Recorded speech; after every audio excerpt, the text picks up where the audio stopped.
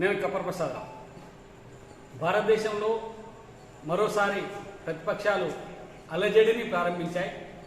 ఎందుకంటే కేంద్ర ప్రభుత్వం సిఏఏను అమలు చేస్తామని చెప్పి నోటిఫికేషన్ ఇచ్చినప్పటి నుంచి ఇది ముస్లింలకు వ్యతిరేకమైనటువంటి ఒక దుష్ప్రచారాన్ని మొదలుపెట్టాయి. అసలు సిఏఏ అంటే ఏంటి? Citizen amendment act.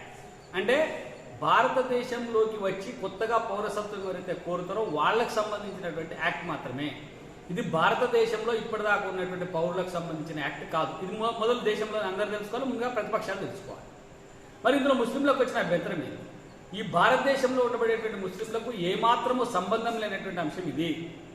బయటి నుంచి వచ్చేటువంటి, అంటే ఇప్పుడు ముస్లింల ఆధిపత్యంలో ఉండి ముస్లిం రాజ్యాలుగా ప్రకటించుకున్నటువంటి దేశాల నుంచి తరిమివేయబడినటువంటి అక్కడి మైనారిటీలు, హిందువులు కానీ, క్రిస్టియన్లు కానీ, సిక్కులు కానీ, బౌద్ధులు కానీ, జైనులు కానీ, ఇలా ఇతరత్ర మతాల వారందరూ కూడా ఆయా దేశాల నుంచి అక్కడి మతోన్మాదుల దాడుల వల్ల బయటకు వచ్చినటువంటి వ్యక్తులందరికీ భారతదేశంలో పౌరసత్వం ఇవ్వడానికి ఉద్దేశించినటువంటి బిల్ ఇది, చట్టం ఇది.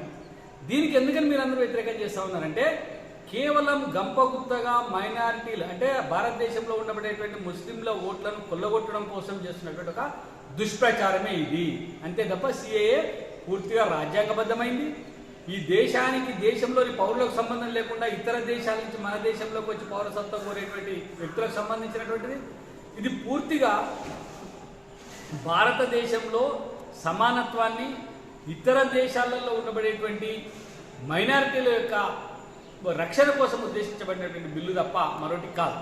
కాబట్టి భారతదేశ ప్రజలందరినీ కోరుతా ఉన్నాం, భారతీయులుగా ఆలోచించండి, మతాలుగా విడిపోవద్దు. భారతదేశానికి సంబంధించిన ప్రతి ఒక్కరు, ఈ దేశంలో పుట్టినటువంటి క్రిస్టియన్, ముస్లిము, సిక్కు, హిందూ, జైను ఎవరైనా సరే ఈ దేశ పౌరులే. వాళ్ళందరికీ ఈ సిఏఏతో సంబంధం లేదు. కాబట్టి ఈ విషయాన్ని ఆలోచన చేసి ఇది బయట నుంచి వచ్చేటువంటి వాళ్ళకు ఉపయోగపడే అంశం. మరొకటి చూసినాం, కేరళలో దీన్ని అమలు చేయం, తమిళనాడులో అమలు చేయం. అసలు మీరెవరే బాబు అమలు చేయకపోవడానికి? ఇది రాష్ట్రానికి సంబంధించిన అంశం కాదు.